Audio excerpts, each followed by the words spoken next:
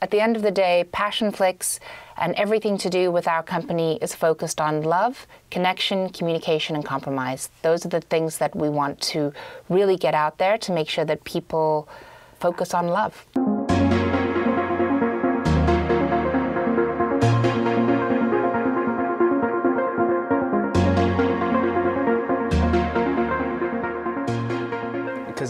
So I think of what you literally just said a couple minutes ago. I think of like the Tesla world as far as like what has happened with the whole vertical integration, the soup to nuts, right? The farm to table. It's kind of funny how this theme is like just running throughout the whole family in some ways.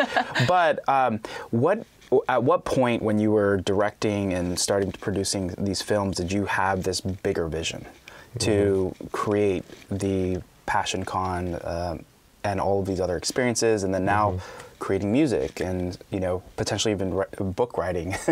So what was there like a specific moment, or is it just one of those things where as you got into film it's just one of those things that it just kind of has to be done? Yeah, it really became as I got into building PassionFlix that I realized what was missing and what needs to be done. And so, initially it was, okay, well, I can't get anything made. All the network executives are saying, no, you can't make these stories. Okay, great. Well, I think I can make these stories, and so I need to get them out. So we're going to create this platform, and we're going to get these movies out. And so that happens. And then within, a year, and getting to know some of the romance community, and we also have PassionFlix founding members and signature members, very similar to Tesla. And they're invited to set, and they're invited to premieres, and they're invited to come meet us. And they're fabulous. And so I think it was 2018, so we'd only been around for a year. I did a Facebook Live, and I was chatting with, a few hundred people on Facebook Live, might have been more. And I was like, wouldn't it be great if we could all just get together and have a great weekend together? And, I was like, maybe we should do it. And we should just, I don't know, we'll call it PassionCon, and we'll just do it. And everyone's like, yay, PassionCon, PassionCon. And then I was like, okay, well, I guess I have to do PassionCon now. And that's great. And then started setting that up. And the first PassionCon was actually scheduled for May of 2020. Oh, and so that kind of sucked because we had to, push it. So we're like, May of 2020. Okay, it'll be September of 2020. No, it's going to be, well, it's not going to be the next May. All right, so it ended up being May of 2022.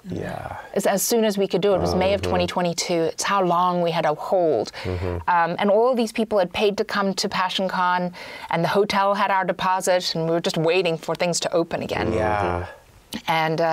And then we held our first PassionCon in Marina del Rey in 2022, and it was awesome. It was the most awesome event. The New York Times came out, did a whole big story about us, which was really great. And how many people showed up?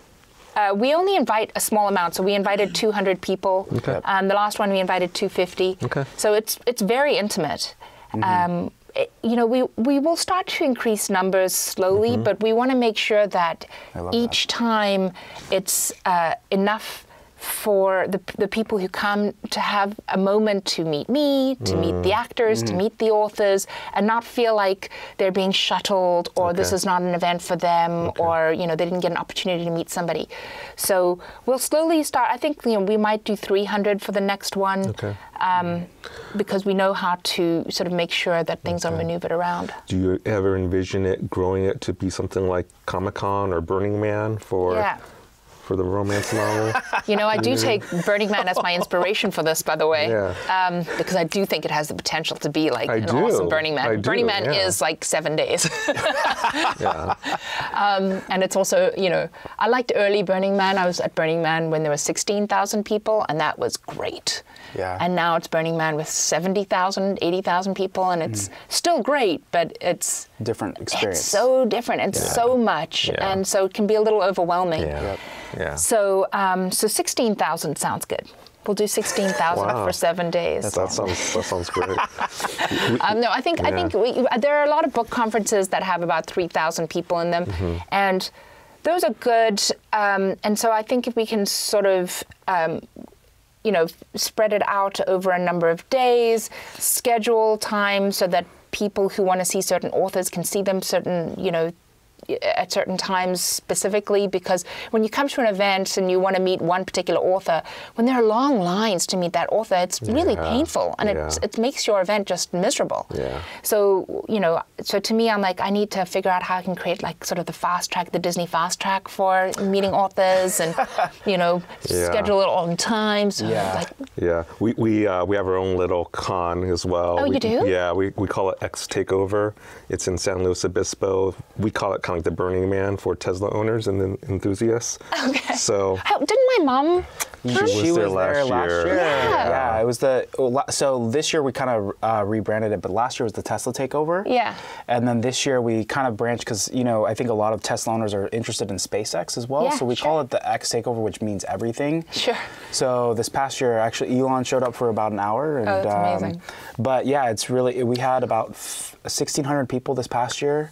So it's really just kind of somewhat similar. It's not the same, like 200 or 300 people, kind of that really small niche or like that really intimate experience. But it's also, some of the biggest fans are coming out from all over the world. I love it. That's great. And it's one day? It was 2 days. 2 days. Yeah. Yeah. So your mom, when you mentioned the long lines, there was a long line to see your mom, and I felt really bad cutting them off. But she was there for a good amount of time, and she needed her break before she went up on stage. So I felt bad. This year we actually sold VIP tickets, so it was the Disney Fast Track. So those people did get first priority access. Yeah. But that was something that we experienced as well. Yeah. Yeah, she's a fabulous lady. I'd line up to see her too. I remember, I think she actually, she did that last year. She left because it was Kimball's Big Green event the night before, and so she left the Big Green, flew to you guys in the morning. That's correct, yes. Yeah. I remember, actually, the funny thing is, it seems like that's actually the weekend I think it lands on, because we had initially talked to Kimball about coming as well, but he had the Big Green thing, the Big Green fundraiser as well, so that was partially why he couldn't make it this year. Yeah, got to change your day. Which we'll see. We'll see. Let's talk about women in film. Obviously, you've been a big advocate for women in film. Are there any initiatives, because you talked about the barriers, right, within the film industry? Well, first of all, any perceptions as to why that is, and then there has been some progress. We're starting to see women behind the camera now as directors, producers. Are you happy with the progress? More work to be done? How would you like to see the film industry progress and move? Yes, there has been progress, and that's great. I think, when the majority of movies that are released are made by women, then, we'll be close to being equal. But right now, I think we have in a year of movies being released, maybe 2 or 3 of them are female directors. That's very small. Yeah. And so, that's not. It's more a matter of they're not necessarily representing everybody on the planet. They're not representing all people. Yep. That being said, there's nothing out there that says that a male director can't tell a story about women, or a female director can't tell a story about men. It's just that I think at the end of the day, I guess I'm speaking from my own perspective here, but I'm more adept to tell a story about a woman and what a woman goes through than what a man can do telling my story. I think that I'm better at it. I think I know a little bit more. I think that you might know a little bit more about telling a story about a man. At the end of the day, but it is a script, and it's a script and a book, and it's all about interpretation. So stories can be told by many, by anybody. But I think just when we're dealing with emotion and very specific things, I like stories told by women, about women. Are there any female directors that inspired you in your career? I think Ava DuVernay has done an incredible job as a woman in film. And so when she released one of her early movies years and years ago, and then she was on the cover of a magazine, I got so excited. I was in the grocery store and I was like, oh my God, there's a woman filmmaker on the magazine. I took a picture of it and I was like, I don't know why I'm taking a picture of her on the cover of a magazine. I don't even know her. I've never met her. And I was like, I've just got to take a picture of her because she's on the cover of a magazine. And that's how excited I got for one female filmmaker being on the cover of a magazine. But I mean, then again, there are so many. There are quite a few others. There's Nora Ephron. There's Nancy Meyers, and you know, they certainly influenced the romance industry significantly. All the beautiful stories about romance and people who fall in love, and the complications of that. So I would say that those are the people that influenced me mostly. Would you say that there's, because I think we talked a little bit about like the different roles that women can be displayed in, as far as like a CEO versus like a wife versus like a doctor, was there a character that was a little harder to figure out to I guess pretty much like film or create a script about? No, I haven't had that experience. What I have had an experience in is I had to make a movie once and the character was a psychiatrist. And she fell in love with a warlock. When she kissed him, all of his powers went into her body. Oh. And she didn't know that he was a warlock. And so suddenly she's a psychiatrist who can do all these magical powers.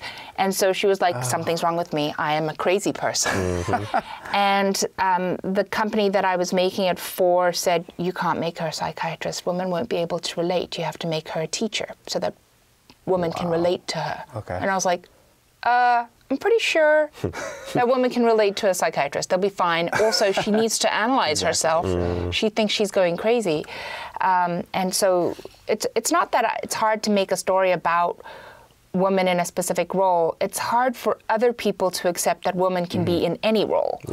And we can relate to any of those roles. And it's fine. I mean, I can relate to, to a kid in high school because I was there. I can relate to being a mother. I can relate to being a CEO. I can relate to also being a person that just had a job with somebody and had a boss. And so there are many different roles that we can relate to. Yeah, I was thinking from the perspective of like, just being in the filming industry in general, where, women maybe are only depicted a certain way. So if there was kind of like a role that you had to cast that would have to really tear down those barriers that really, let's say, would disrupt, kind of what I don't want to call it legacy filming, but like just, film stereotypes. Yeah. Well, the most part, in a lot of movies where women are significant roles, it's normally that we're unfulfilled in life. Right? So it's normally I'm a high-powered network executive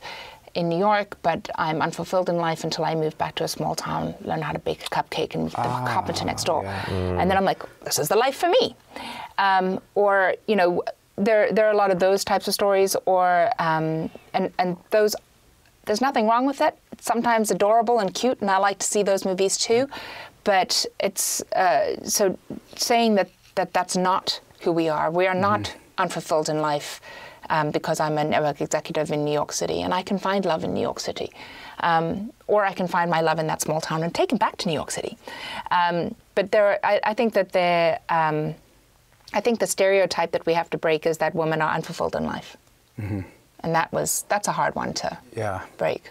Yeah, especially just with, as you said, right, with so many of the films being made by just a couple of women versus all of them are being produced by men, it's going to be hard to really break into that. Yeah. They're being filmed by men. There are a lot of female producers out there that are great. Yeah.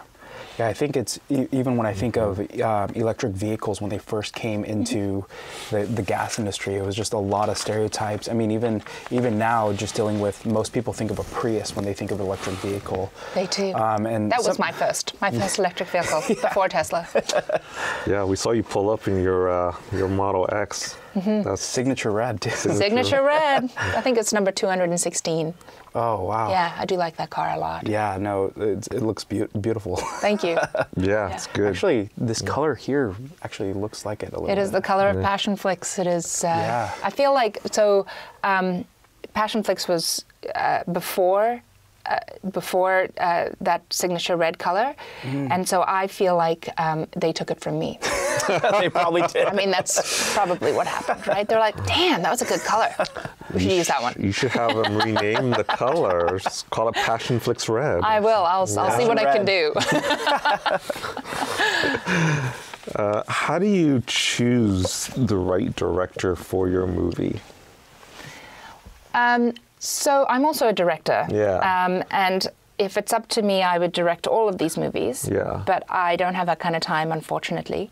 And so I have to find other people to do them. And so then it becomes a hard choice of which movie I'm going to direct and which movie I'm going to ask somebody else to direct. Yeah. And so I have to look at these stories and I have to really, sort of humble myself and go, who's the better storyteller for this particular story? And then I look at it and I'm like, okay, well, maybe something that's a little bit more on the suspense side is better for this other director, because I love suspense and it's great, but there are some people that are just better at it. Or, for example, on The Air He Breathes that just released now, Rachel has a very delicate hand. And can I get that delicate hand? Can I do that? Absolutely. But she's so good at it, and that's her focus. And so I try and find directors whose focus is on that particular genre, but can also make sure that they're telling our story. Yep. And then I bring those directors in to tell that. So that's really interesting, because my first question was, how do you determine which films that you direct versus delegating it to someone else? So it's kind of humbling, because you have to admit where your weaknesses are. Yeah. So that's the humbling part. But also it's a time commitment, right? So I assume you kind of have first crack at these movies? Sure, I guess I get to. I'm like, well, I do get to have first crack at them. It's also a matter, but it does come down to time, right? Because we have a book, we have it optioned. It's only optioned for so much time, and then we have to give the option back. So we want to make this, have this made. It takes 6 months of my time to go and make a movie. Where I'm just not able to concentrate on anything else. So I have to just concentrate on making this movie. And if that's all we did, we'd make 2 movies a year, and we can't survive that way. Right. Yeah. Right. And so it does come down to, these are the movies we want to make over the next year, 2 years, 3 years. Okay, these are the little plugs of the holes that I can direct a movie in. These are the it becomes a puzzle. These are when options are going to start ending. Yeah. These are the different stories we want to tell. Okay, I won't be able to make that one. I'd love to make that one, but I won't be able to make it. Who can I find that we can put in there and really enhance the story, that I can trust to tell that story, that can work well with the PassionFlix team, that knows that they're making a movie for PassionFlix and for these viewers. Because the other issue that we have is that a lot of filmmakers will come in and they'll go, oh, well, this is my story now. Yep. And I'm like, no, this is the book. We're telling this book. And we're working with this author, and we're telling their story. And your job is to tell their story. Yeah. You're not telling your story or your interpretation of that story. You are telling that story.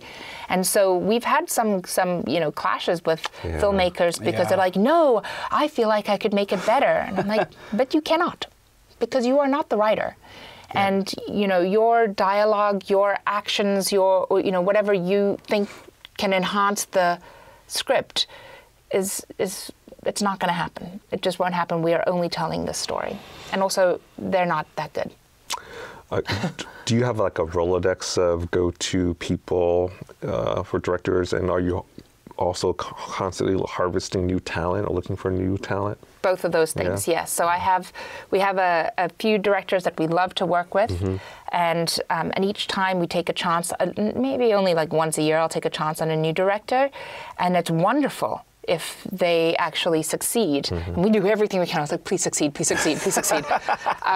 And when they succeed, then I'm like, fantastic. I can put you into a roster. But, you know, if there are any female directors out there, I'll take male directors too. But female directors out there, please submit. It'd be great. How would you say, do you define your overall leadership style? Like, how do you have that creative aspect along with collaboration and just kind of like taking like, this is my vision, and then like rolling it down through pretty much everything that PassionFlix is doing? Well, I think that you basically described it pretty well. So this is my vision. Then I'd speak to everyone and go, this is the vision, this is what I envision seeing, this is what I'd like to happen. And then I really welcome everybody's input. These are my thoughts, this is what I think, this is how we think. And then it's great to hear all of that. And then once you hear all of that, you go, okay, the vision's still staying here, we're gonna go with this idea, that one, this one, and then the rest of it's gonna be this. And then everybody who works with me will go out and implement those ideas. Yeah. No, it's important to be able to take all of the feedback, whether it's good or negative, and then being able to, you know, kind of like iterate on that. Especially like, I think even as Tesla owners, I think that's been one of the biggest things about Tesla in general has been they're so engaged with the owners, especially the early days, where we could literally just kind of post a tweet and, you know, those features will actually be added. So I think it's beautiful that you're able to do that. Yeah, we definitely do that as well with our fans and the Passionistas. So we have the PassionFlix founding members and signature members, and we have focus groups within those as well. And so we will normally send out a survey to them. Hey, what do you think about this? And we always listen to what the Passionistas say. So we're very open on all of our social media channels. So, you know, what books do you want us to make? Do you have any actors that you like that you want to see in this? Like if you've watched a Hallmark movie or a romance or something else that you're in Australia and you've watched this show or whatever movie it is, and you're like, oh my God, I saw this actor and he'd be great to be in this movie that you've optioned that you're going to make in 2 years. Like, fantastic, goes on the list. That's awesome. And it's great. Awesome. I mean, that's how we got our lead for Gabriel's Inferno was the actor is Giulio Barudi out of Rome. And we were looking for a guy from Philadelphia. That's the character is from Philadelphia. And it was a fan that suggested Giulio Barudi because he looks just like the character. And I was like, wow, okay, well, let's interview this guy. And so I met with him, and, you know, the actor was just loved the role. And he was like, you know, I want this opportunity. This is going to be so great. And so I spoke with the author, and the author said, yes, this guy's great. He really feels like he's embodying the character, and, you know, because I want to make sure the author's okay with it. And it was one of the best decisions that we made. But it was, again, getting that from a fan. Yeah. Would you say how much of the I guess not necessarily customer, but the audience, how much of their feedback really dictates like future films and even roles? I mean, you just talked about a major one, but is that happening pretty regularly, or is that just kind of happened several times throughout your decisions on books and authors? Well, I would like it to happen more regularly, actually. So I'd like more people to submit books, but there's also only so many books that we can read in a week, and romance novels come out like dozens every week. So it's like keeping track. And we do have a wonderful director of development. Everybody at PassionFlix reads romance, and then we have a book club as well within book club. I've seen your Instagram reels where it's like they're just holding up the story and then they just go through, right? Yeah, and we read those. All of us have to read those books, and then we get together, and then we tell everybody the story, and then we're like, oh, we think this one will be a good one to adapt, and then we give it to Lauren, who's the director of development here, and she'll read it, and then if we really love it, she'll go and she'll option that book. But it comes from a book club of everybody here reading the books. So it's not just me making those decisions. I'm like, sometimes, in fact, there are some stories where I'm like, I don't think we can make that. I don't know how we're going to make that. And then, you know, people at PassionFlix or PassionFlix fans will be like, you got to make it. It's going to be so great. And I'm like, all right, maybe, you know, we're going to make that one. We'll make that one. Okay, great. Let's go make it. And then you have to like really, because I know what stories I can make as a filmmaker. Yep. And then I have to, I have to force myself out of my box and go, oh, okay, we'll make this one. Wow, that's so different. All right, we're going to do it. It's going to be great. How much of it are there stories from a global community? I imagine a lot of these books come from U.S. American authors, but I have to believe that there's a global community of authors also contributing to this, but obviously in their native language. So how much of that do you incorporate or account for? Yeah, sadly not enough outside of the English language. We are going to be doing that. That is another goal. Right now we focus on American and English speaking, although we are in 150 countries and 9 languages, which is great. Yeah. But our romance novels themselves come mostly from English speaking. Okay. So we have Canadian, American, English, Australian writers, and but the stories themselves we have dubbed in Brazilian Portuguese and Latin American Spanish, so that because that's such a huge romance community. Yeah. And then, I mean, it would be a dream to find the, best-selling French romance novel and go and make that beautiful French movie, or German, or whatever it might be. I was going to correct the joke. If you work at PassionFlix, essentially you're a book reader. You get paid to read, which is awesome. That is actually 100% true. Yeah.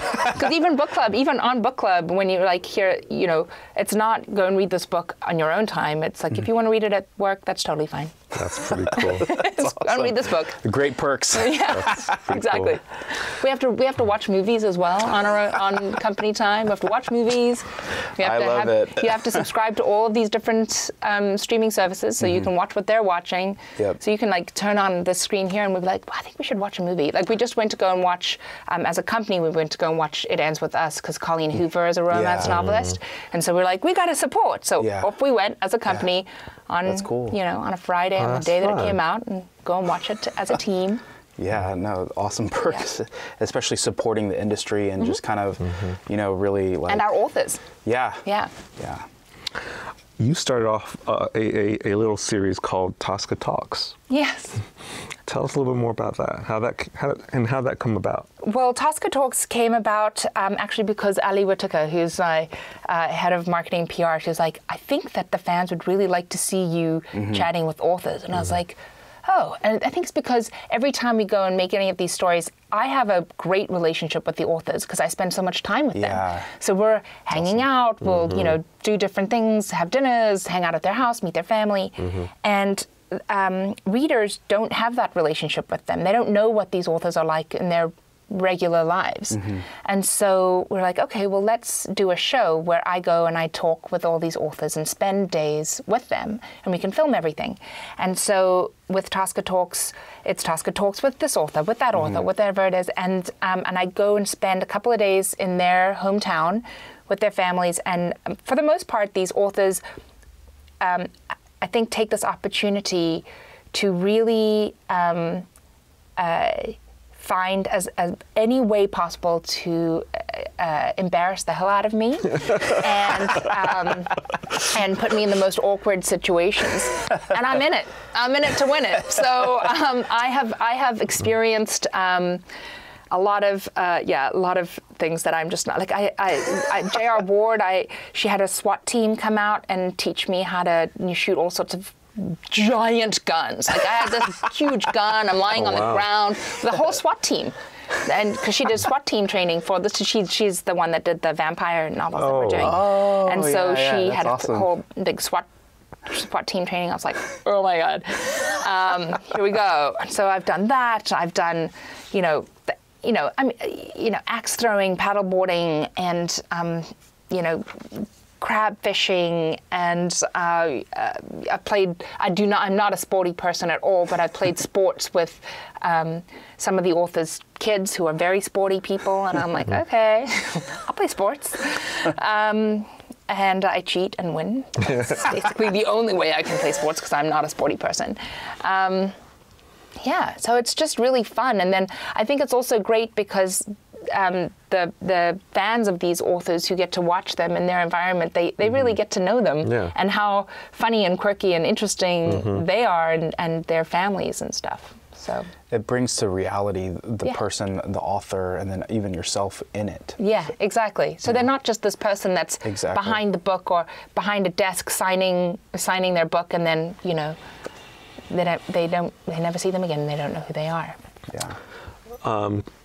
I'm assuming you have other hobbies outside of movie making, and yes, what are those hobbies, and do they inform your creative process? You know, my hobbies for the most part are, you know, I have 2 children. I have twins who are 11 years old, so I tend to spend a lot of time, any free time with them, and I will watch movies with them, movies that are interesting to them. So you know, just recently I introduced my son to The Matrix. Such a great movie. Yeah, seriously. Oh my God, so good. Yeah, such a classic. Such a classic. Yeah. And so he loved it. He wants to watch the second one. I was like, I should just see what's in that. Exactly. Yeah. But it's definitely going to inform how I shoot Black Dagger Brotherhood, because having just watched it, I was like, wow, I haven't watched that in 10 years. Yeah. And so I watched it and I was like, oh, I like how they filmed certain things, so it's going to inform how I make the Black Dagger Brotherhood. But for the most part, other, you know, hobbies and things, I'm really big into puzzles and other books. So I'll read a lot of different kinds of books. Romantasy I actually love. Romantasy is where, I'm trying to give you examples if you don't know. So I don't know if you've heard of Court of Thorn of Roses. So they're all these, basically, it's a romance book, but it's in the fantasy world, so it's like dragons and elves and fae and all that sort of stuff. So so I like to listen to audiobooks and do puzzles all the time. It's very therapeutic, it's very meditative, it's great. Interesting. I'm a big puzzle maker. And then, you know, friends and travel. So just try and spend time outside of doing work. What's been one of the coolest or most inspiring places you visited that have maybe even helped as you produced some of these movies that you put out recently? Well, we filmed in Florence, so spending time in Italy and living there. So we would spend 2 months at a time living in Florence, and so just being in Florence and experiencing living in Europe and living in you know, cities that are so old. Yeah. I mean, thousands of years. And you're just like, okay, there's a lot that we can draw from to make you know, our American series richer and more beautiful. And so we filmed for the Gabriel's and Inferno series. We filmed in Florence and Umbria, and that was fantastic. And so now, you know, I have no fear of filming in any other country. I think it's actually a lot of fun. Yeah. So we'll look at filming in Argentina. I love filming in England. Yep. So we've shot in Spain. It's great. Yeah, you almost get to travel the world and, it is. and live there almost too. It's great to live there. It's actually really fabulous to get an opportunity to live in other countries. For short periods of time, knowing that you can go home. And, but it does, you know, when you go to these other countries and you're filming in these other countries, the most amazing thing is that you're there as a tourist, and so you find everything fascinating. Yeah. And so you just want to film everything. You're like, oh, I want to go here. I'm going to film this, and I'm going to film that. And then you can take your audience through an entire tour. We were in Oxford, and we were in Oxford, and we shot at Magdalen College. And so just being able to be in the college itself and film these gargoyles or the buildings that are so old that some of the most incredible novelists that ever existed went through. It's just great. And then you get to, you know, tell that story to some of the viewers who might never go to Oxford. Yeah. Or it might encourage them to go to Oxford. In fact, some people have watched the Gabriel series and they've watched our time in Florence, and then they will go there and they'll experience it, and they try and go to the exact same places. Yeah. And it's great. Yeah. Go on a little Gabriel's tour. Yeah, that's pretty cool. Speaking of home, you've made Atlanta your home. I have. Yes. Yeah. When did you move here, and what spurred that decision? We moved here in 2021, the beginning of 21, and it was after, so we were in LA, we were living in LA, and then the shutdown happened, and I realized that I was actually never in LA. I had a home there. I didn't really know anybody, but I spent 9 months of the year normally on the East Coast filming somewhere else. Tax incentives, infrastructure, the look, whatever it might be. And so, you know, I shot maybe one movie in LA, but we didn't spend any time there. And so very quickly, we also realized after that COVID shutdown that most people who are living in LA, you know, 6-figure salary, they're living in an apartment in Burbank, no green space, hard to, you know, get their kids into any good schools. And so we're like, okay, we are going to look at the whole of the United States, and we're going to look at England, we'll look at Canada, we'll look at Australia, and we're going to move somewhere. We're leaving LA. Where do we want to go? And my priority were tax incentives for film and infrastructure, film infrastructure, and I needed to be close to an airport. So those are the things that are important for PassionFlix to continue, those things. And then the other thing we were looking at was affordability, quality of life, and good schools, good public schools. And so we went through the whole U.S. Canada, I was like, well, it's a little cold. Winter, but okay. Australia was a little too far, and so we ended up on Georgia. We looked at Texas for a while, we looked at Kentucky for a while, and then we just focused on Georgia. We'd filmed a movie here in 2017, and the crews were great. Going through that infrastructure process was going through the tax incentive process was really fast and easy. It's a little harder now, but it was, you know, so we just decided here. So I was like, okay, I'm going to come and look for a place to live here. And so everybody in it's 2020, everybody's still stuck in LA, and I'm like, okay, well, I'm going, and no one's on the plane, so I'm going. And I would come over here with my kids, and we would go looking at homes, and I was looking in Atlanta proper. I was looking at all these different places. I couldn't really find the place in Atlanta because everything felt like it was gated communities, and it didn't really feel like a home for me. And then, but then, you know, I found a place, you know, in the south of the city, and I actually found it between Christmas and New Year's of 2020, and I was like, I love this house. My mom was with me, my kids were with me, and they're like, this place is fantastic. I was like, okay, we'll buy this house. So I bought the house, put the offer in, came back to the office in the new year. Everyone just come back from holiday, and I was like, okay. So I bought a place in Georgia, and we're all moving. And everyone's like, where are we going? But within 6 months, the entire company had moved, and and half the company bought houses and were able to, and got their kids into great schools, and like people seem to be happy. And and now I very rarely go back to LA. We just went back for the premiere, and we'll go back every now and then, but we don't need to. And it's so close to Europe, it's so close to New York, Miami, and then, you know, we go to LA when we need to. So I think, you know, as we're starting to wrap up, like when you think of PassionFlix, and even, let's say 10, 20 years out from now, what do you want the legacy to be? Or really just, what do you want people, when they think of PassionFlix, what do you want the theme to be? What do you want to go through their mind? I want them to think that this is the place for romance. This is the place for love. So at the end of the day, PassionFlix and everything to do with our company is focused on love, connection, communication, and compromise. Those are the things that we want to really get out there to make sure that people focus on love. And then any future projects you're really excited about? I know you're shooting in a couple of weeks. So. I'm super excited about the Black Dagger Brotherhood. That's going to be coming out. We're doing our first season. The goal is to do 11 seasons. Oh, wow. So, that's you know, and this is different. This is vampire action romance. And it's male leads, which is very different for us because we don't normally have male leads. But they're all these, you know, big warrior vampires that are saving the vampire race from these soulless humans.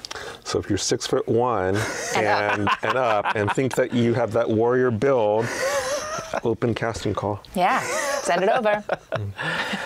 Thank you, Tosca. Thank you, Tosca, for your time today and for hosting us as well. Thank you so much for coming here. Yeah, it's actually our first time to Atlanta, so it was just a really, really cool experience and got to visit a new city. Yeah, are you going to spend some time here? This afternoon, and then we're probably going to fly out tomorrow morning. We wish we could spend more time, but we really wanted to just come out here and just, obviously we're going to get some barbecue today. That's going to be the big thing. Maybe check out the aquarium. Look at some fishies. Yeah, the fishies are great here. It's a really good aquarium, actually. So we heard. Well, awesome. Thank you, Tosca, so much for your time that you were spending today with Tesla owners of Silicon Valley. Obviously, we're going to put all of the links of how you can get connected with PassionFlix and Tosca herself. But thank you again, Tosca, PassionFlix, for your time today. We really appreciate it. Thank you so much. This has been really wonderful.